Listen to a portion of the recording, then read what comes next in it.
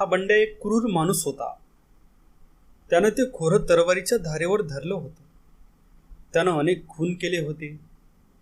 तो खलिते पाठवून खंडणी वसूल करीत होता आणि जो त्याचा हुकूम अमान्य करील त्याचा तो भरदिवसा खून करीत होता. तो कसा येईल आणि कसा हल्ला करील याचा नेम नव्हता. त्याच्या दहशतीच्या वरवंट्याखाली ते खोरं रगडलं जात होतं. त्याचं नाव कानी पडताच माणसं भीत होती. बाया हाय खात होती आणि मी म्हणणारे धीराचे गडी खचत होते. परंतु दादासाहेब खचला नाही. त्यानं हिंमत केली. अंबाबाईचं नाव घेऊन त्यानं बंड्या वाघाशी झुंज देण्याची कडेकोट तयारी केली. काही लोकांनी दादासाहेबाला विनंती केली की तुम्ही सरकारी मदत घ्या. हा बंड्या वाघ घातकी आहे. तो अचानक घाला घालील आणि तुम्ही. यावर दादासाहेब बिघडून म्हणाले, सरकार? कोण सरकार? अरे आम्ही स्वतः सरकार आहोत. मग आम्ही कोणत्या सरकारची मदत मागायची आहे? आम्ही आणि आमचे बापजादे लढत लढत मेले आहेत. तसेच आम्हीही मरू, पण आम्ही माघार घेणार नाही. मग गरीब गावकरी काय बोलणार? ते मनात म्हणाले, ठीक, आमच्या बापाचं तरी काय जाते, जळलं तसं आम्ही बी ताणू. आला आला म्हणत तो दसऱ्याचा दिवस आला. आज या दिवशी बंड्या वाघ हल्ला करणार अशी लोकांची खात्री झाली. पण दादासाहेब जोरात होता. मी आपल्या पत्नीचं कुंकू पुसलं आहे आणि मरणाला तयार आहे असं तो सर्वांना सांगत होता. दुपारी दादासाहेबाच्या वाड्यात लोक जमले तेव्हा तो गंभीर स्वरात म्हणाला, माझ्या मरणाची कुणीही काळजी करू नका. त्या बंड्या वाघानं खोऱ्यात धुमाकूळ घातला आहे याची मला कल्पना आहे. तो शिरजोर झाला आहे. तो श्रीमंतांना लुटीत आहे. मीही एक श्रीमंत आहे. आता तो मला लुटू पाहत आहे. पण मी तसा लुटला जाणार नाही. त्यापेक्षा मी कटला जाईन.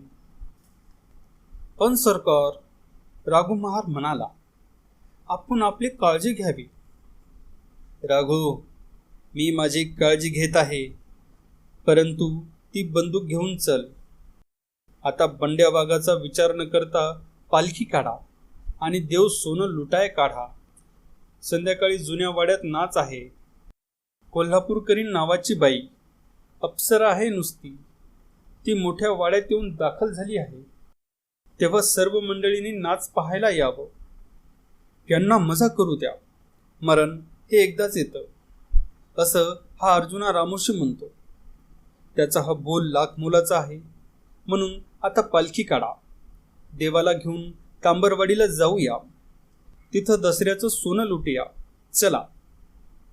गावकरी शांत बसून ऐकत होते. विठोबा गुरुवाला जोर आला. त्यानं जवळचं शिंग तोंडाला लावून एक पल्लेदार ललकारी मारली आणि आता पालखी निघत आहे असं जाहीर केलं आणि लोक उठले. पुन्हा गुरुवानं शिंग फुंकलं आणि पालखी काढा अशी एकच आरोळी झाली. पालखी निघाली. ती वाजत गाजत कांबरवाडीला गेली. लोकांनी दसऱ्याचं सोनं लुटायचं म्हणून आपट्याच्या ढाळ्याचं बुचाळ लुटलं. पण आज दसरा आहे आणि आजच बंड्या वाघ हल्ला करील अशी लोकांना भीती होती. परंतु बंड्या वाघानं हल्ला केला नाही. पालखी सुखरूप परतली. लोकांना आनंद झाला आणि सूर्य हळूच बुडाला.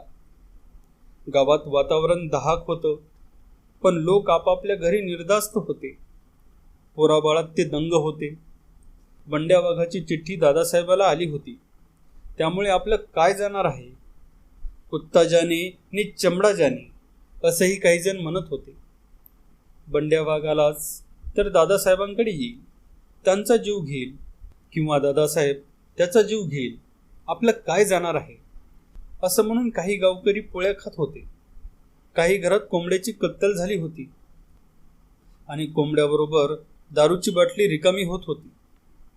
दादासाहेबाच्या वाड्यात त्याच्या दोस्तांनी गर्दी केली होती. रामोशाचं भेरंग अंगणात बसलं होतं.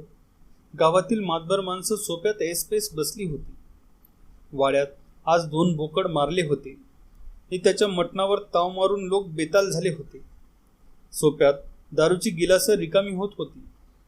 अंगणात रामोशी दारू पित होते. तिथं एकूण एक माणूस धुंद झाला होता. दादासाहेब झुंजेच्या बैलाप्रमाणे बेबंद होऊन बसला होता. त्यानं आपली बंदूक खुंटीला लावली होती, पण काडतुसाची माळ गळ्यातून काढली नव्हती. आत्ता तमाशा सुरू करा, दादासाहेबांचा हुकूम झाला आणि एक 22 वर्षाची सुंदर तरुणी अंगणात आली. तिचं रूप आगळं होतं. तिची सर्वच गात्र जणू हसत होती. तिच्या नजरेत मादकता होती आणि उन्मादकताही होती. ती साज सरंजाम करून आली होती, त्यामुळे तिचे स्वरूप द्विगुणित झाले होते. लाजरी, फसरी आणि गोजरी मूर्ती समोर येताच सर्व लोक चकित झाले. तिच्या बरोबरची सर्व माणसे झकपक होती. त्यांच्याकडे निरनिराळी सनग होती. थोड्याच वेळात सर्व सनंगांचा एक सूर झाला आणि हलगीवर थाप पडली. ढोलक्याबरोबर ती हलगी कडाडू लागली. तुंतुन निनादू लागलं आणि वातावरणात आनंद भरला. तमाशाला सुरुवात झाली. गण झाला आणि गवळणीला आरंभ झाला. दही दूध घेऊन शिरी निघाल्या मथुरेला गवळणी, या कडव्याच्या शेवटी त्या तरुणीनं एक पल्लेदार झेप घेताच मंडळी एकदम चमकली आणि जागीच अंग घुसळून सरळ बसली. गवळण संपताच तिने एक लावणी सुरू केली. ती मुरका मारून गाऊ लागली. माझ्या हातावर हात मारा, राया मला सर्जाची नथ तुम्ही करा. एक, दादासाहेब मध्येच म्हणाला. 100 करू, चल.